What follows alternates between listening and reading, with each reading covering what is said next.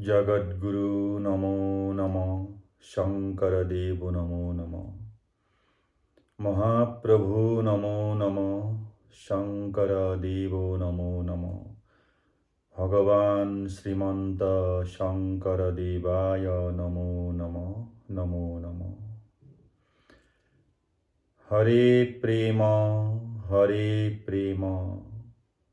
प्रेम ही ईश्वर है, कर्म ही धर्म है। प्रेम ही ईश्वर है, कर्म ही धर्म है। हरि बोल, हरि बोल।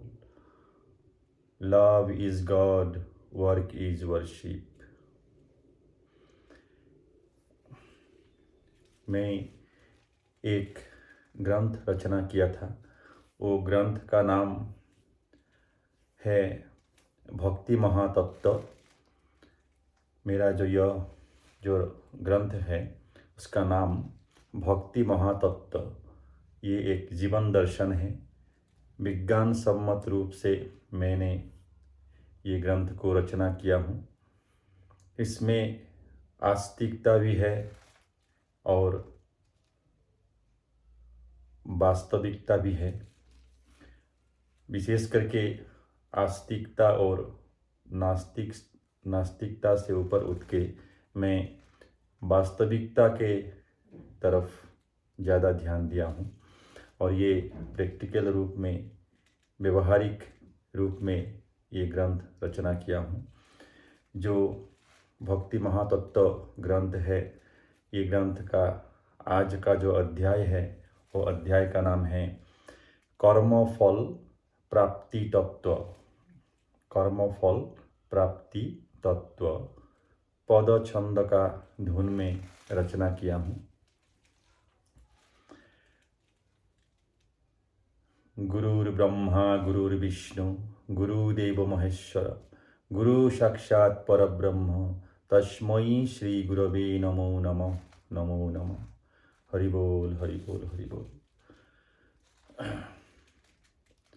ये चराचर जगत में ब्रह्मा विष्णु महेश, ब्रह्मा विष्णु शिव जी से लेकर के दुर्गा पार्वती काली सरस्वती गंगा और सभी मनुष्य पशु पक्षी कीट पतंगम सभी जीव काल और कर्म के अधीन हैं। ब्रह्मा से लेकर के सभी जीव मनुष्य पशु पक्षी सब लोग काल और कर्म का अधीन हैं। कर्म फल सबको भोगना पड़ता है। ये कर्म फल जो है ये नित्य है, अविनाशी है और देहधारी जीव जितना है, ब्रह्मा विष्णु शिव जी से लेकर के राम हो, कृष्ण हो, यीशु हो, सब लोग जितने मनुष्य है, जितने पशु पक्षी है, जितने देहधारी प्राणी हैं, जीव है, सब लोग काल और कर्म का अधीन है। कर्म फल सबको भोगना पड़ता है। सब लोग भोगा था, भोग रहा है और भोगेगा। ये अवश्यंभावी, ये निश्चित है। और ये कर्मफल प्राप्ति तत्व में रचना किया हूँ व्यवहारिक रूप में। और आज का जो अध्याय है कर्मफल प्राप्ति तत्व घोषा। देवासुर नर नाग तरु तृण प्रेत। देव, असुर, नर अर्थात मनुष्य, नाग वंश, तरु तृण कीट पतंगम सब और साथ में प्रेत योनि भी ये प्राणी में ही आता है। प्रेत कर्मफल से प्रेत योनि में भी जाना पड़ता है। और 14 भुवन में होते जितने भूत, भूत मतलब प्राणी, सर्व जीव जानो सब कर्म के अधीना। ब्रह्मा से लेकर के सभी जीव कर्म का अधीन है। कर्म का परे कोई भी नहीं है। काल और कर्म का परे एक ही है, वो है निराकार सर्वशक्तिमान परमात्मा, जिनका कोई आकार नहीं है, जिसका कोई आकार नहीं है। He is the omnipotent and omnipresent and omniscient. ईश्वर का आकार नहीं होता है, वो परमात्मा सर्वशक्तिमान है और परमात्मा से ही सभी चराचर का सृष्टि हुआ है। ब्रह्मा विष्णु शिव जी सब लोग परमात्मा का ही सृष्टि है। सब लोग भूग्य द्वार से ही सृष्टि होता है। सबका जन्म है, मृत्यु है और जीवन लीला होता है। कीट पतंग से लेकर के सबका जीवन लीला, जीवन क्रिया होता ही है। ओ सर्व जीव जानो सब कर्म के अधीना। सभी जीव कर्म का अधीन है। अकर्म फल भोग करते नहीं निस्तारण। सब लोग कर्म का फल भोग करना ही पड़ेगा, उससे निस्तारण नहीं है। क्योंकि देहधारी सभी जीवों को काल और कर्म का अधीन रहना होता है। सत्व रज तम ये तीनों गुणों का अधीन रहना होता है। ओ देवी देवता आए थे यही नारा लोक में, भिक्षा मांग कर घूम रहे यह पृथ्वी में। बलि का भय से इंद्र स्वर्ग त्याग किया। ओ देवी देवताओं के साथ पृथ्वी में आया। जब बलि स्वर्ग आक्रमण किया था, तब सभी देवी देवताओं ने स्वर्ग त्याग करके पृथ्वी में आके इसमें भिक्षा मांगते हुए घूमते थे। भिक्षा मांगने के लिए विवश हो गया था। ये किस लिए हुआ था?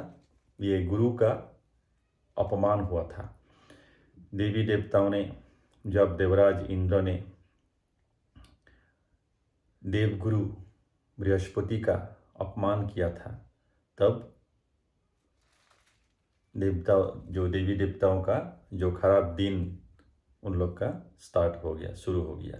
इसीलिए कभी गुरु का अपमान नहीं होना चाहिए, कभी मनुष्य का अपमान नहीं होना चाहिए। किसी को अपमान करना, अश्रद्धा करना, वो तामसिक प्रवृत्ति है और उसका फल भी मिलना ही है।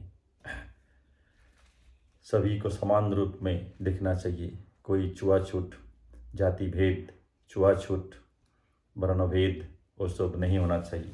जो ये सब दृष्टि से कोई दूसरा मनुष्य को देखता है, वो तामसिक प्रवृत्ति है, तामसिक कर्म है और तामसिक कर्म का तामसिक फल मिलना अवश्यंभावी है, वो मिलेगा ही।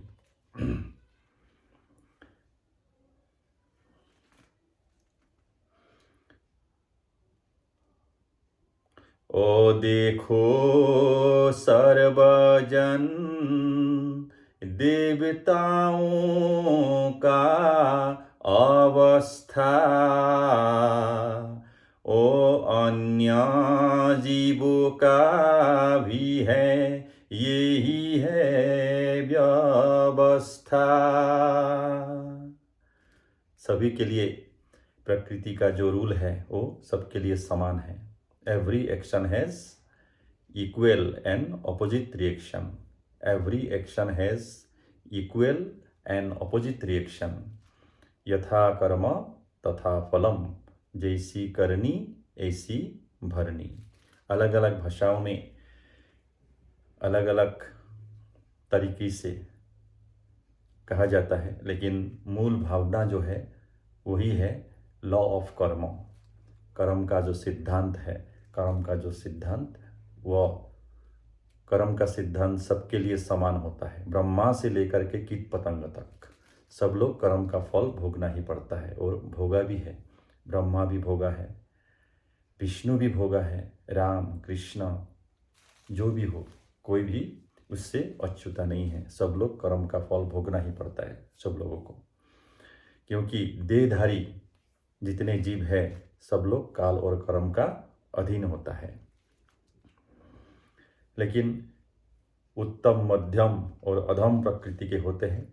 जो उत्तम प्रकृति का होता है वो लोग 75% सात्विक कर्म से जुड़ा रहता है।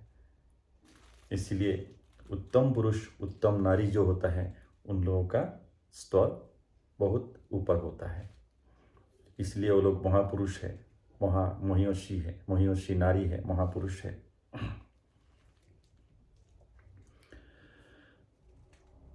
ओ यह जन्म का करम फल से जानो,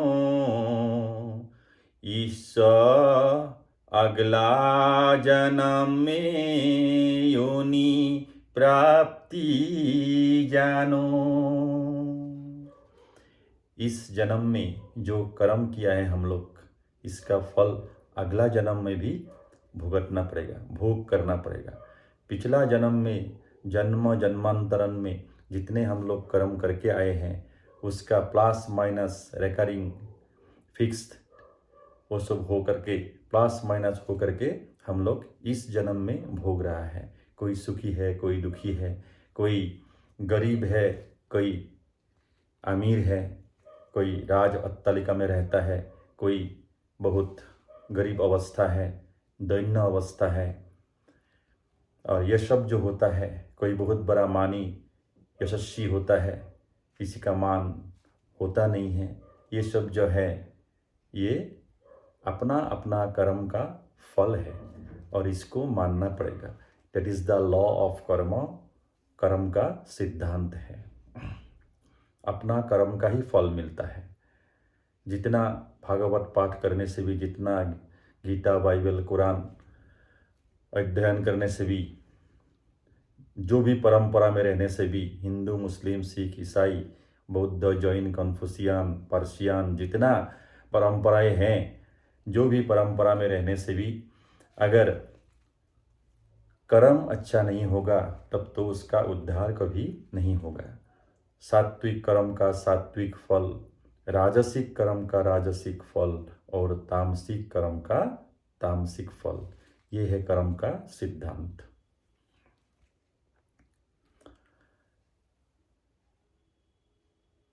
ईश्वर वचनाय अकात्य जान लो, असावधान होकर श्रवण कर लो। सावधान होकर, एक चित्त होकर हम लोग श्रवण करना चाहिए। मैं ये जो रचना किया हूँ ये प्रैक्टिकल बात है, व्यवहारिक बात है। व्यवहारिक रूप में मैं रचना करने के लिए कोशिश किया हूँ। ओ ब्रह्म हत्या करने से क्षय रोगी होते, गो हत्या करने से कुब्जा मूर्खमती होते। ब्रह्म हत्या करने से क्षय रोगी होता है और गो हत्या करने से वो मनुष्य कुब्जा होता है और मूर्खमती होता है। मति मतलब बुद्धिहीन हो जाते हैं। अगर पिछला जन्म में ऐसा कर्म करके आया, तब तो इस जन्म में वो फल भोगना पड़ता है। अगर इस जन्म में ऐसा काम किया, तब तो अगला जन्म में जाके इसका फल भोग करना पड़ेगा। ओ स्त्रीवाद गर्भपात जो जन करते हैं, मानसिक रोगी होकर सो जन रहते हैं। जो मनुष्य स्त्रीवध करता है, गर्भपात करवाता है, वो मानसिक रोगी होना पड़ता है। अगर इस जन्म में जो मनुष्य ऐसा कर्म करेगा, तो अगला जन्म में उसका फल भोगना पड़ेगा। जो मानसिक रोगी दिखाई पड़ता है, वो पिछला जन्म का उनका कर्म फल है। अभक्ष भक्षण यह जन्म में करते, अगले जन्म में बहु वह जन रोगग्रस्त होते। अगले जन्म में वह रोगग्रस्त होते। अगर इस जन्म में जो मनुष्य अभक्ष भक्षण करता है, जो चीज़ खाना नहीं चाहिए वो चीज़ खाते हैं, तब क्या होगा? अगला जन्म में जाके वो रोगग्रस्त होगा। बहुत मतलब रोग से ग्रस्त होकर पूरा जीवन बिताना पड़ेगा। इसलिए अभक्ष भक्षण नहीं करना चाहिए।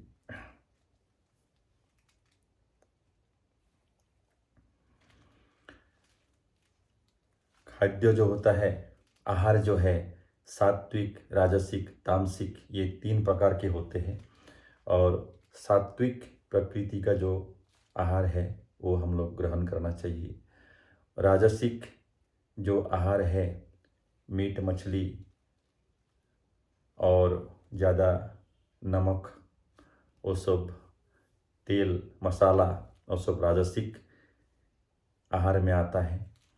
और जो राजसिक आहार है, उससे क्या होता है?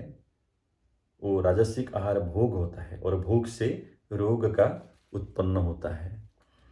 और जो तामसिक आहार ग्रहण करता है, वो भी सारा जीवन रोगी बनता है, रोगी होगा। इसलिए सात्विक भोजन करके शरीर को ठीक रखना चाहिए।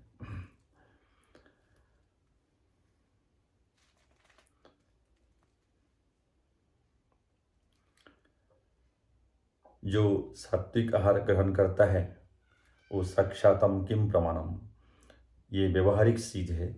जो सात्विक आहार ग्रहण करता है, आसन प्राणायाम करता है, सात्विक भाव से रहता है, उनको 100 साल का जो आयु वो प्राप्त होता है, वो निश्चित है। उदाहरण है शंकरदेव है। शंकरदेव को 120 वर्ष का आयु मिला था। तुलसी है, उनको 126 वर्ष का आयु मिला था। भगवान कृष्ण हो, राम हो, बहुत ऐसा महापुरुष है जिनको 100 साल से ऊपर आयु मिला था, आयु प्राप्त हुआ था। और ऐसा भी संत है जिनको बहुत पहले ही महाप्रयाण होने का हो गया था। जैसे स्वामी विवेकानंद है, चैतन्य देव है, रामकृष्ण परमहंस है। ये सब जो होता है, वो लोग भी 50 ईयर्स तक आयु मिला था उनको। रामकृष्ण परमहंस को, चैतन्य देव को भी ऐसा ही था। और स्वामी विवेकानंद जी को 35 ईयर्स तक आयु मिला था। ये अपना अपना कर्म का ही फल होता है। जो आहार विहार का बात है और पूर्व जन्म का कर्म का भी फल होता है। ये कर्म का फल जो है वो सबको भोगना पड़ता है। इसलिए कर्म ही सत्य है। मृत्यु का समय में भी जो आत्मा निकल जाता है शरीर से, वो क्या लेके जाता है? उसमें मन, बुद्धि, चित्त और अहंकार, ये चारों वस्तु आत्मा में रहता है और वो चारों चीज़ आत्मा ले जाते हैं और कर्म का अनुसार अलग अलग योनि में प्रवेश करना पड़ता है। मन, बुद्धि, चित्त और अहंकार, ये चारों वस्तु आत्मा में रहता है और ये शरीर जब नाश होगा तब आत्मा ये चारों वस्तुओं को लेकर के कर्म का अनुसार जिस योनि में प्रवेश करना है उसी योनि में प्रवेश करेगा। ये मैथमेटिकल है और सत्य है।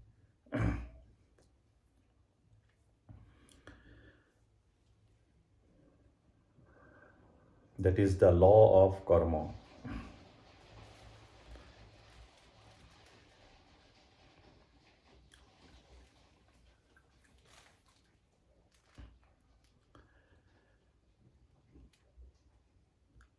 ओ पिछले जन्म में जो अभक्ष भक्षण किए, पिछला जन्म में जो अभक्ष भक्षण किया है, जो चीज़ खाना नहीं चाहिए वो सब खाया है, जैसे सिगरेट फूकना, बहुत ज़्यादा वो सब जो दारू वारू पीना, मीट मछली बहुत ज़्यादा सेवन करना, वो सब तामसिक होता है और उससे ही आयु क्षय होता है। और सात्विक व्यवहार, सात्विक कर्म बहुत जरूरी होता है आयु को प्राप्त करने के लिए, पूर्ण आयु प्राप्त करने के लिए।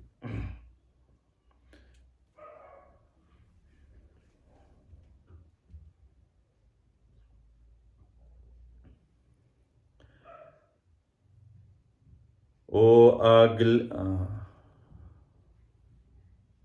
पिछले जन्म में जो अभक्ष भक्षण किए, यह जन्म में रोग शोक प्राप्त होते।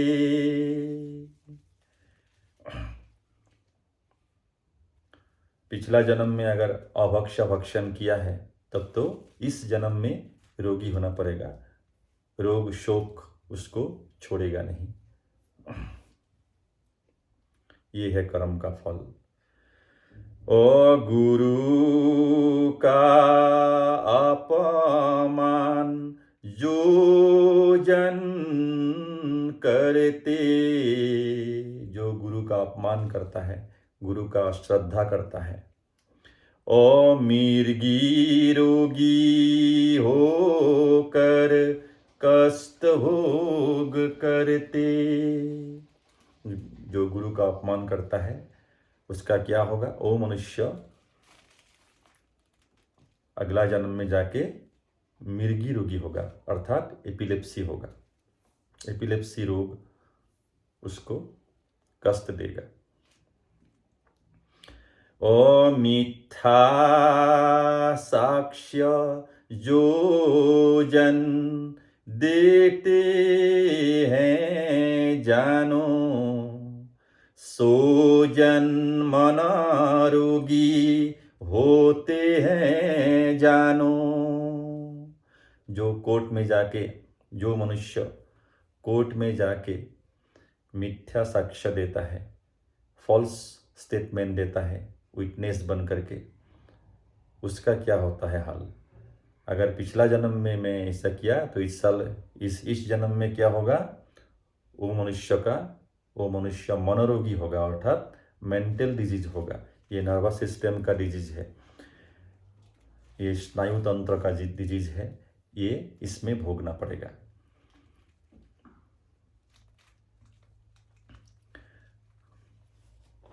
कोई जो पागल हो जाता है, उन्माद हो जाता है, सिजोफ्रेनिया होता है, बहुत ज़्यादा गुस्सा होकर के सब कुछ तोड़ फोड़ देता है, ये सब मानसिक रोग का ही फल है। और कोई पागल हो जाता है, उन्माद हो जाता है इस जन्म में, ये पिछला जन्म का उसका कर्म फल है। ये कोर्ट में जाके जो मिथ्या, जो झूठ झूठा साक्षी देता है, विटनेस देता है, वो अच्छा नहीं है, वो बहुत खराब बात है। उसका कर्मफल ऐसा ही होता है। ओ विष पान करा कर जो वध करते हैं, और वही जन जानो निश्चय पागल बनते हैं। कोई कोई मनुष्य ऐसा होता है जो किसी को विष पान करवा के हत्या कर देता है, वध कर देता है। अर्थात विष पान करने से तो आदमी मर जाएगा। ऐसा अगर कर्म किया, कोई कोई तो पानी में जाके विष देता है, कोई आहार में, खाद्य में देता है विष उसको मारने के लिए। कोई अगर मतलब शत्रुता के कारण वो सब कर्म जो करता है, वो निश्चित ही अगला जन्म में जाकर पागल होगा। और इस जन्म में आप लोग देखे हैं जो पागल लोग घूमते रहते हैं, वो उसका कर्म का फल है, अपना कर्म का फल वो भोग रहा है। पिछला जन्म का जो वो शायद विष पान करवा के किसी को वध किया था, और इस जन्म में वो पागल होकर के घूम रहा है, ये उनका कर्म फल है। That is the law of karma. Every action has equal and opposite reaction. ओ मांसाहारी बन के जो जीवन बिताते हैं, शारीरिक कष्ट वह भोग करते हैं। जो पूरे जीवन मांसाहारी होकर के जीवन बिताते हैं, उनका रोग, वो हमेशा रोग से ग्रसित होगा। पूरा जीवन वो रोग से बहुत कष्ट मिलेगा उसको। इसलिए पूरा जीवन रोगी बन के जीना पड़ेगा, व्यतीत करना पड़ेगा। ये है उनका, ये कर्म फल है। पशु को हत्या करके पशु का मांस खाना, पशु पक्षियों का हत्या करके वो मांस खाना, और बाजार में जाके पशु पक्षियों का मांस लेकर के खाना, बात बराबर है। और इसीलिए हम लोग इससे धीरे धीरे पीछे हटना चाहिए। ये आहार भी हम लोग का सात्विक होना चाहिए, और ये एक ही दिन में नहीं होता है। मैं नहीं खाता हूँ ऐसा बात नहीं है, मैं भी खाता था पहले, लेकिन अभी बहुत दूर आया हूँ, मैं बहुत दूर में आया हूँ।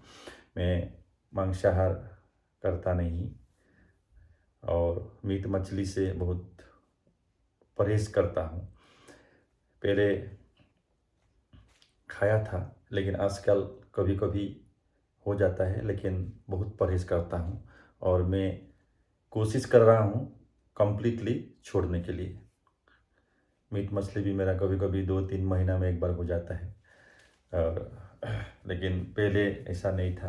पहले सप्ताह में एक बार था, लेकिन अभी तो 2-3-4 महीना में कभी एक बार हो जाता है, कभी होता भी नहीं है। लेकिन धीरे धीरे मैं कोशिश कर रहा हूँ सुधरने के लिए, सात्विक आहार ग्रहण करने के लिए मैं कोशिश कर रहा हूँ। और कोशिश करना चाहिए आदमी को हमेशा। गलत रास्ता में रहना कोई बड़ा बात नहीं है, लेकिन सुधरना सबसे बड़ा बात है। सुधरना सही है। Reformation is more important. Reformation जो हो जाता है वो सबसे बड़ा बात है। कोई भी एक जन्म में भगवान कृष्ण नहीं बना है। भगवान कृष्ण एक जन्म में नहीं हुआ। शंकर देव जी एक जन्म में नहीं हुआ। ये जो जन्म जन्म का जो आत्मा का संस्कार है, अलग अलग योनि में प्रवेश करके धीरे धीरे जाके जन्म जन्म में संस्कारित हो करके बाद में जो उत्तरण है, जो प्रोग्रेस है, वो होके धीरे धीरे जाके बहुत जन्म के बाद शंकर देव हुआ है। बहुत जन्म के बाद भगवान कृष्ण हुआ है। बहुत जन्म के बाद राम हुआ है, प्रभु यीशु हुआ है। ये एक ही जन्म में संस्कार कभी नहीं होता है। ये है जीव का कर्म चक्र। कर्म से ही शोधन होते जाता है, संस्कारित होते जाता है। जन्म जन्म का ये फल है, एक ही जन्म का फल नहीं है।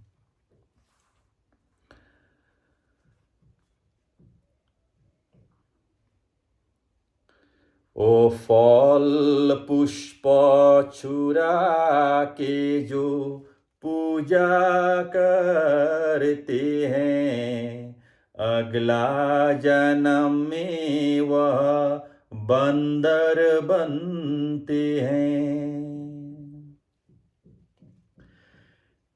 कोई मनुष्य ऐसा भी है जो मनुष्य दूसरों का घर में जाके फूल जो पुष्प है, पुष्प चुराता है, चुरा के अपना पूजा में लगाता है, वो कर्म तामसिक कर्म है। ऐसा नहीं करना चाहिए। जो जो चोरी कार्य अच्छा नहीं है, वो तामसिक प्रवृत्ति है। और उसका फल क्या होता है? अगला जन्म में जाके वो बंदर का योनि में प्रवेश करना पड़ता है, अर्थात बंदर जन्म प्राप्त होता है। चोर और डाकू का क्या हालत होगा, कसाई की घर में पशु बन के आएगा। जो चोरी डकैती करके अपना जीवन को पालन करता है, अपना जीवन धारण करता है, चोरी डकैती करके जो जीवन व्यतीत करता है, उसका फल बहुत भयानक होता है। अगला जन्म में वो जाके पशु बनेगा और कसाई का घर में जाके उसको कसाई काट के बेचेगा। ऐसा है कर्म का फल। ओ महापाप करने वाला प्रेत योनि पाते, हजार जन्म में भी उद्धार नहीं होते। ओ भागवत श्रवण यदि प्राप्त करते, उसी क्षण में वह जीव उद्धार होते। एक था पाखंड धुंधकारी नाम, उसका पिता आत्मदेव था ब्राह्मण। ओ संत थे जानो वह आत्मदेव, ओ पापी पुत्र धुंधकारी जानते हैं सब।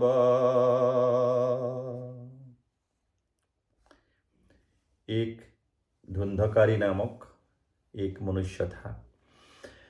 उनका पिता का नाम आत्मदेव था, वो ब्राह्मण था आत्मदेव, वो महासंत था आत्मदेव। लेकिन आत्मदेव का जो पुत्र धुंधकारी, वो बहुत पाखंड आचार का था, पाखंड आचरण का, पाखंड व्यवहार का था। वो हत्याकारी था, लुंठनकारी था। वो चोरी डकैती करके अर्थ उपार्जन किया था और वेश्या का संगति में भी वो रहा है। ये धुंधकारी है। ओ वेश्या की संगति से पतित हुआ, हिंसा हत्या पापादि आचरण किया। ओ वेश्या की हाथों से धुंधकारी का वध हुआ, ओ कर्म फल से प्रेत योनि प्राप्त हुआ। ऐसा कर्म फल से जाके वो प्रेत योनि में प्रवेश किया है। वेश्या ने ही उसको वध किया और उसके बाद उसका जो कर्म फल का हिसाब से जाके वो प्रेत योनि में प्रवेश करना पड़ा, अर्थात प्रेत होना पड़ा। असहस्रवत्सरा प्रेत योनि में वास हुआ, भागवत शास्त्र सुन के मुक्ति प्राप्त हुआ। और उसका भाई गोकर्ण जानो हे सज्जन,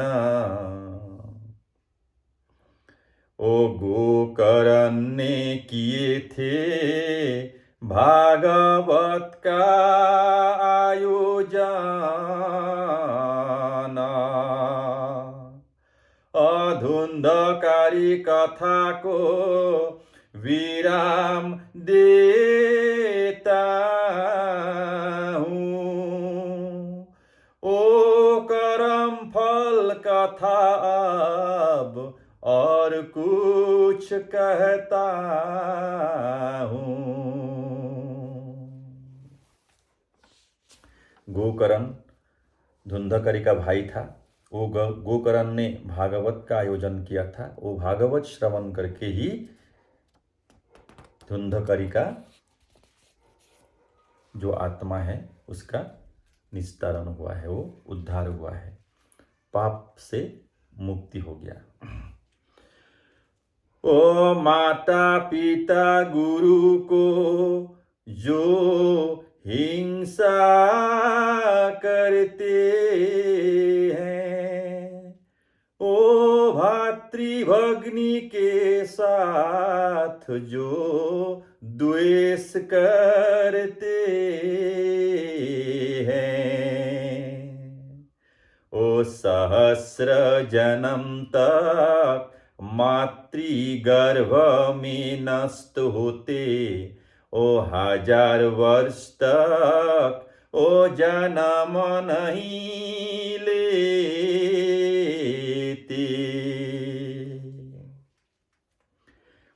माता पिता और गुरु को जो अश्रद्धा करता है, जो हिंसा करता है, जो द्वेष करता है,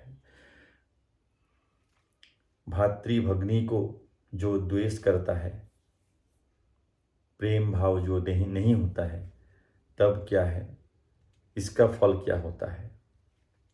पिता माता का अश्रद्धा और गुरु के प्रति अश्रद्धा, द्वेष, हिंसा और भातृभग्नि के प्रति द्वेष, इसका फल ऐसा है जो सहस्र जन्म तक वो मनुष्य जीव का रूप में नहीं आएगा।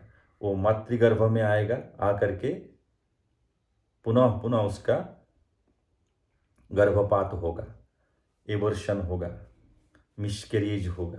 ऐसे करके वो जीव कभी 1000 वर्ष तक, मतलब बहुत वर्ष तक वो जीव का रूप में नहीं आएगा, मनुष्य का रूप में भी नहीं आएगा, पशु पक्षियों का रूप में भी नहीं आएगा। ये ऐसा पाप है।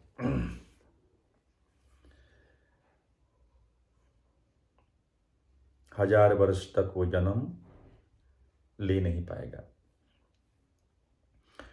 और पति पत्नी के बीच में प्रेम नहीं होते, ओ झगड़ा कलह में जानो समय बीत जाते, अगले जन्म में दोनों अही नकुल बनते, आमने सामने होने से ओ महायुद्ध होते। जो पति पत्नी के बीच में हमेशा झगड़ा ही चलते रहता है, जिसका जो पति पत्नी का बीच में शांति नहीं है, हमेशा झगड़ा करते रहता है, वो लोग का क्या होता है, अगला जन्म में जाके अही नकुल बनेगा। अही मतलब सांप, नकुल मतलब नेउल। सांप और नेउल का कभी तो बंधुत्व तो नहीं होता है। दोनों फिर जब आमने सामने होगा फिर युद्ध, झगड़ा, लड़ाई शुरू हो जाएगा। इसलिए ऐसा कर्म का जो ऐसा ही फल बनता है। इसलिए पति पत्नी का बीच में हमेशा प्यार रहना चाहिए, मोहब्बत रहना चाहिए, कॉम्प्लीमेंट्री होना चाहिए, दोनों का परिपूरक होना चाहिए, हेल्पफुल होना चाहिए।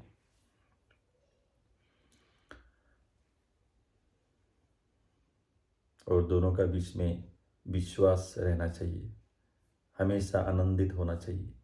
वो कर्म से ही होता है।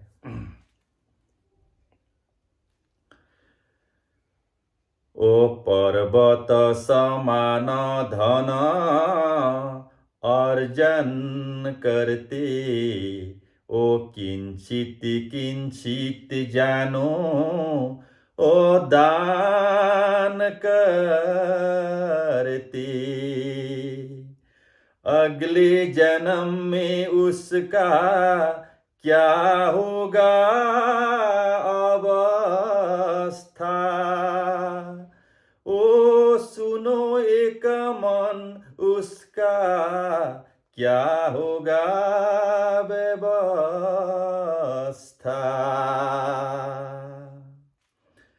जो पर्वत समान धन संपत्ति संग्रह करता है, पर्वत समान अनेक धन संपत्ति अर्जन करता है, उपार्जन करता है, लेकिन दान पुण्य वो कभी नहीं करता है। अगर करता भी है तो किंचित किंचित लोगों को दिखाने के लिए थोड़ा थोड़ा वो करता है। इसका उपार्जन जितना है उसका 0.001% भी नहीं करता है।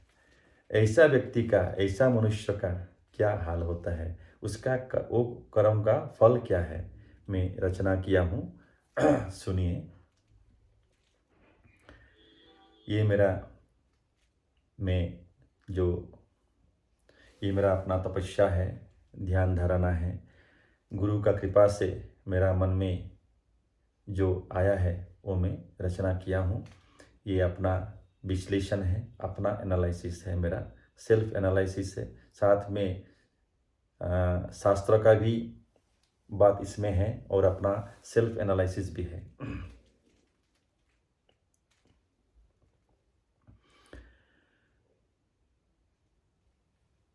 ओ यह जन्म में जानो संतान सबने बिक्री करके जानो, ओ भोग करेंगे।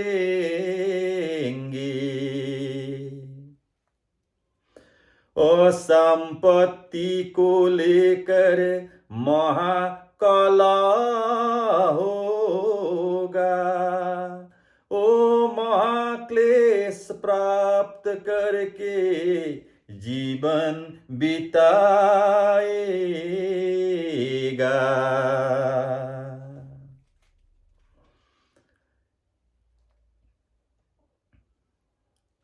जो मनुष्य पर्वत समान संपत्ति उपार्जन करते हैं,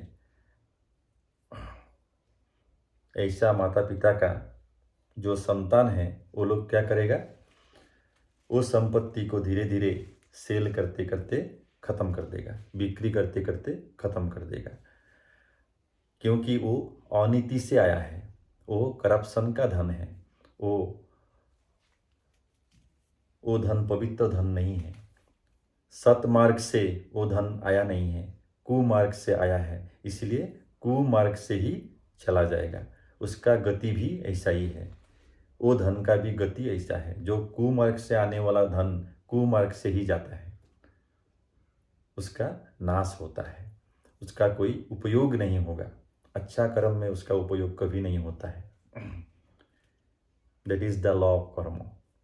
every action has opposite and equal reaction, equal and opposite reaction. ऐसा करनी ऐसा भरनी। और संतान का बीच में कलह होगा, झगड़ा होगा।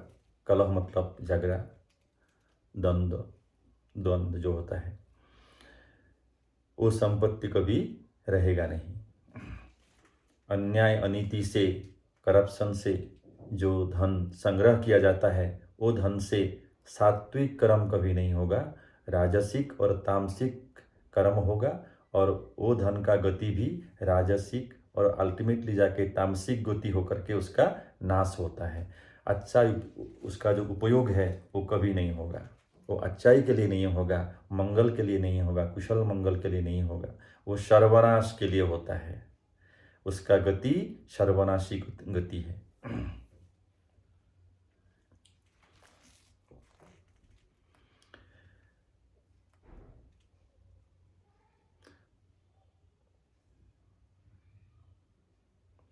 ओ अगला जन्म में वही पिता माता जानो, भिक्षा पात्र लेकर अभिक्षा मांगेंगे जानो।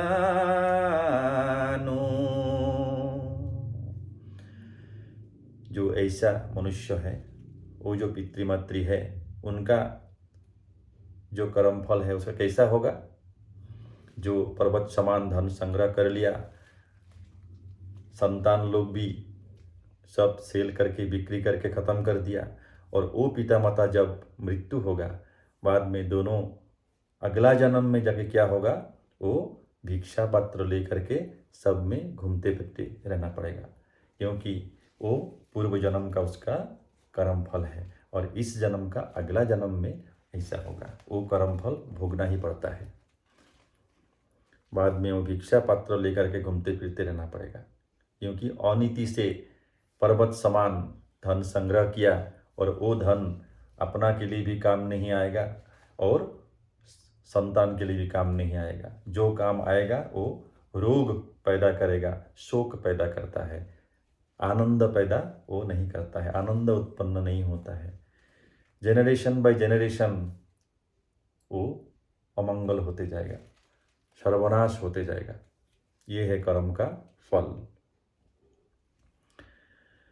ओ दूसरों को आजीविका जो जन देते हैं, ओ 1,00,000 गो सेवा का महाफल पाते हैं। ओ प्राणी सेवा महासेवा जान लो निश्चय, ओ वही महंत का वंश में सर्व सिद्धि निश्चय।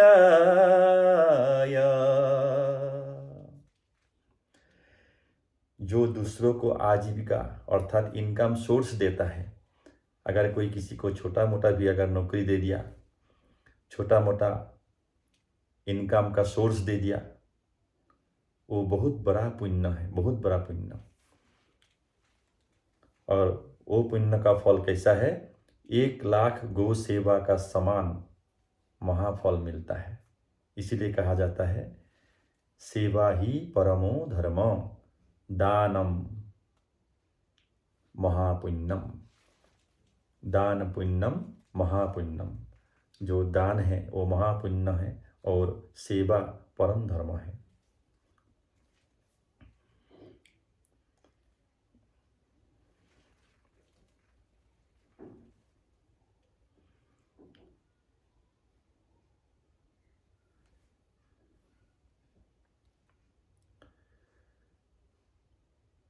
और प्राणी सेवा करने वाला, दान पुण्य करने वाला, और जो ज़रूरतमंद है उसको दान देना, उसको सहायता करना, हेल्प करना, वो जो मनुष्य करता है उसका वंश में ही संत महंत का जन्म होता है, बड़ा बड़ा साइंटिस्ट का जन्म होता है, बड़ा बड़ा डॉक्टर का जन्म होता है। वो जाके बड़ा बड़ा संत महंत, डॉक्टर, इंजीनियर, वकील, ऐसा पुरुष, ऐसा नारी वो बनेगा जो समाज के लिए काम आएगा, समाज कल्याण के लिए वो काम करेगा, बहुत बड़ा काम वो करेगा, जिसके लिए वो हमेशा याद रखा जाएगा। बहुत बड़ा संगीतज्ञ होगा, संगीत से ही वो समाज का सुधारक बनेगा, जैसे भूपेन हजारिका है। ऐसे करके होता है। जैसे धर्म और संस्कृति का सुधारक है, जैसे शंकरदेव है। ऐसे करके अलग अलग क्षेत्र में रहेगा, लेकिन अपना अपना कर्म से बहुत बड़ा कर्म करके वो समाज का कल्याण करेगा, समाज का सुधार करेगा।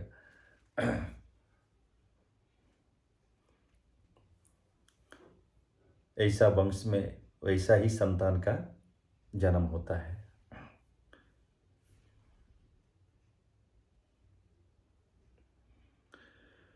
और उसका घर में संत का जन्म होते हैं, ओ समाज को वही जन दिशा दिखाते हैं,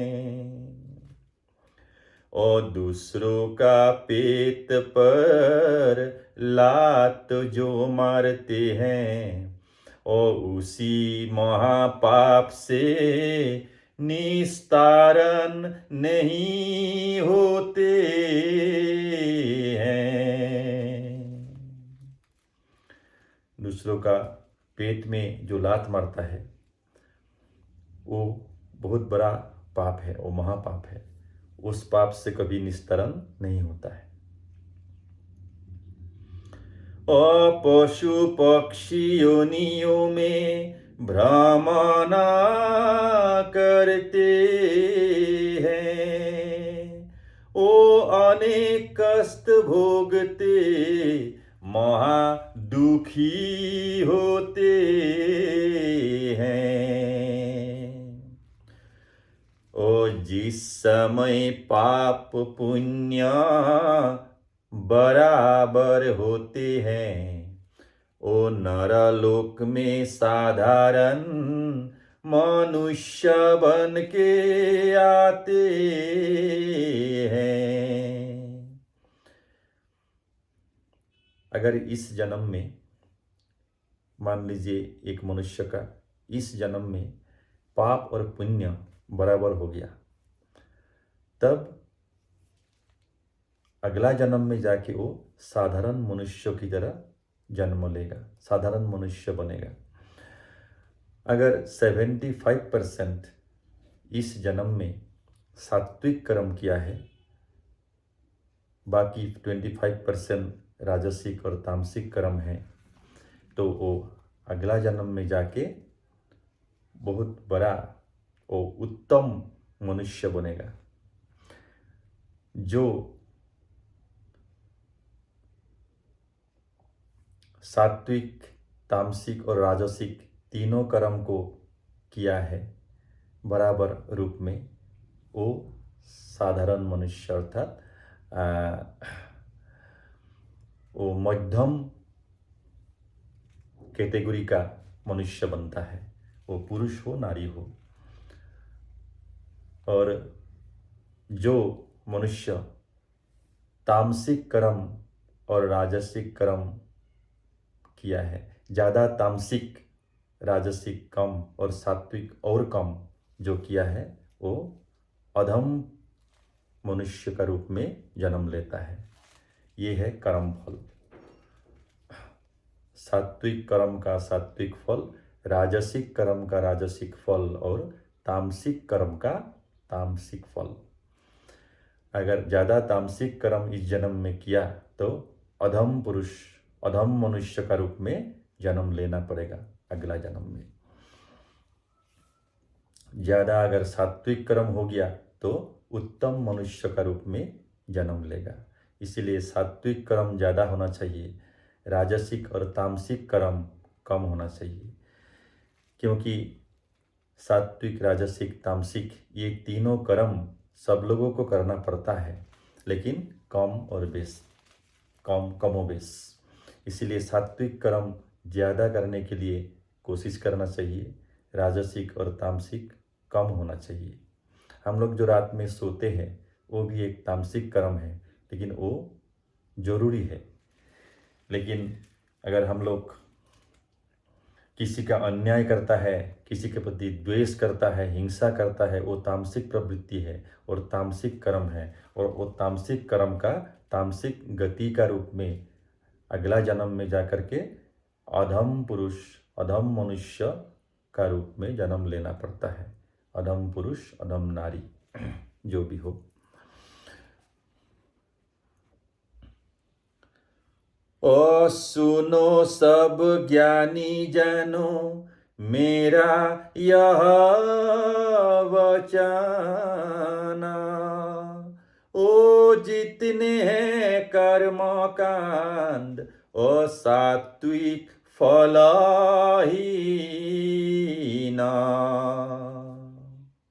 ओ राजसिक तामसिक है कर्म कांड जानो, ओ कर्म कांड बांध लेते, ओ कर्म पास से जानो।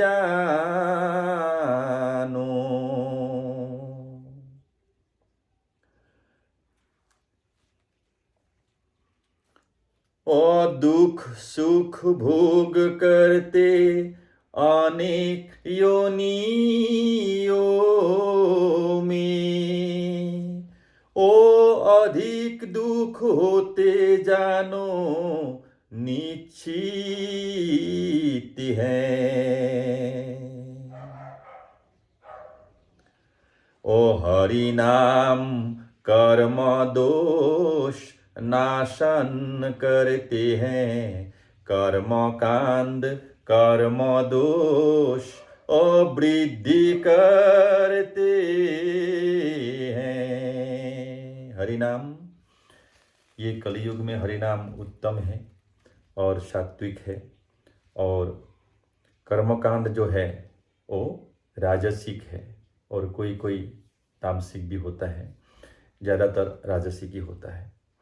और राजसिक कर्मकांड है और ये कर्मकांड करके मनुष्य स्वर्ग प्राप्ति होता है और पुण्य क्षय होने के बाद फिर ये दुख का सागर में आके भव सागर में आना पड़ता है और ज़्यादा दुख भोगना पड़ता है।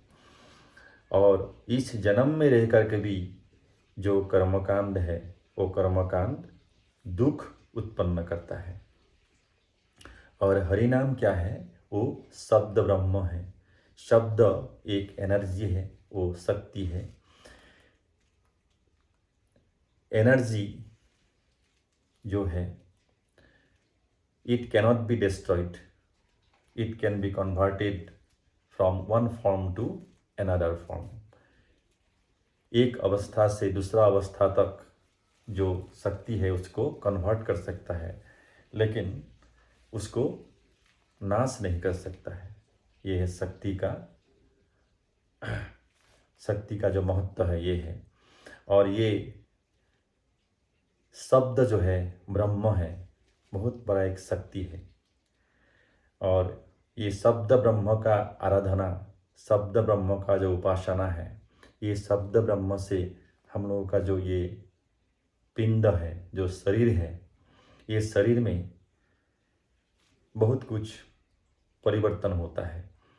ये शब्द ब्रह्म का आराधना से, शब्द ब्रह्म का उपासना से मन स्थिर होता है। अंदर से हम लोग जो ध्यान करते हैं, ध्यान करने का समय में भी शब्द ब्रह्म वो ऊपर नीचे होते रहता है। और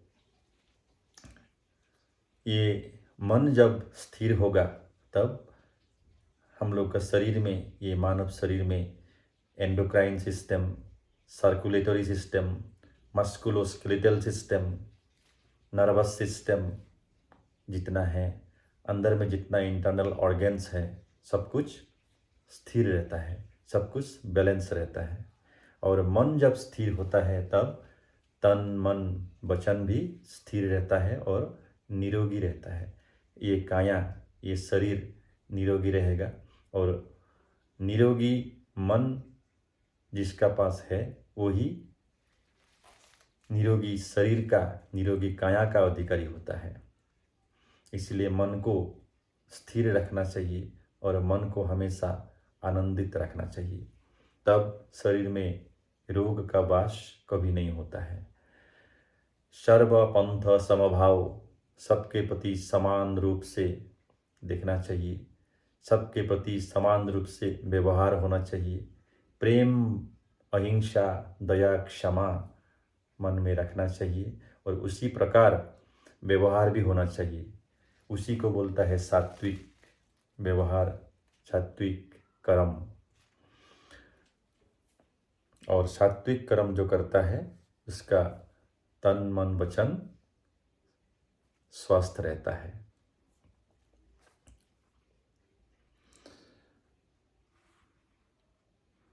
ओ सत्ययुग में कर्म कांड था नहीं किंचित, ओ त्रेता और द्वापर में हो गया उपस्थित। ये कर्मकांड जो है सत्य युग में नहीं था, त्रेता और द्वापर और कली में ये कर्मकांड आया है। कुनीति से भरा हुआ त्रेता और द्वापर, ओ हिंसा हत्या पापाचार, ओ यह देख दोनों पामर।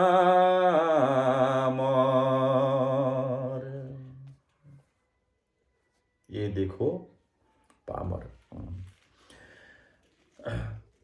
त्रेता, द्वापर और कलयुग, ये तीनों युग में हिंसा और हत्या ज़्यादा हो रहा है, अनीति ज़्यादा हो रहा है।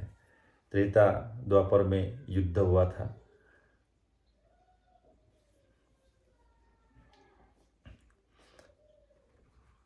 और कलयुग में भी ऐसा ही हो रहा है। और सत्य युग में सबका मन पवित्र था और उस समय में पाप कर्म हुआ नहीं था, अगर हुआ भी है तो बहुत कम हुआ है। ओ जगत गुरु शंकर देव कलियुग में आया,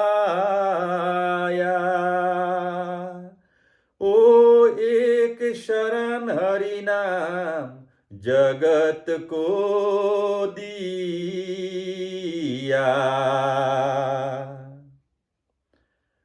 जगत गुरु शंकर देव कलियुग में आया, एक शरण हरि नाम जगत को दिया।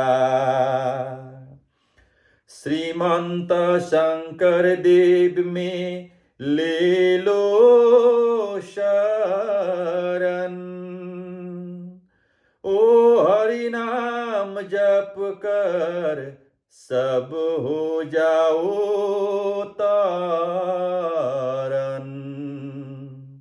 श्रीमंत शंकर देव में ले लो शरण, ओ हरि नाम जप कर हो जाओ तारन।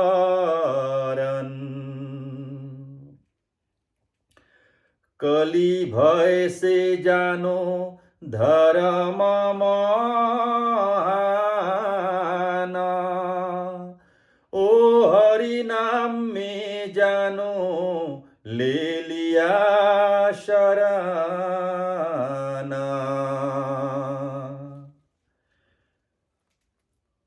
जो कली है वो कली भय से,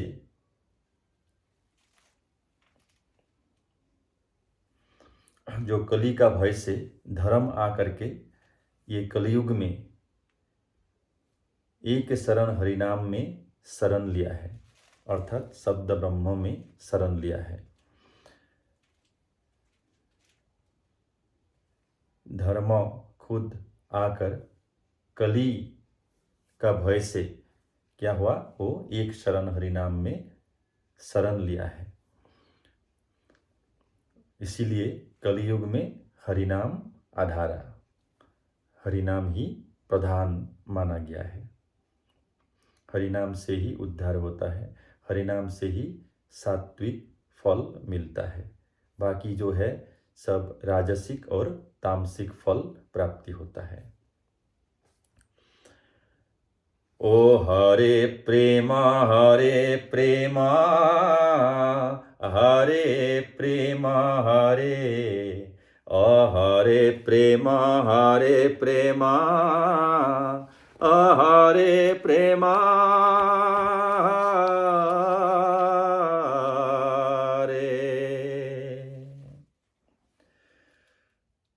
पराग भूया नाम मेरा रचा यह पद,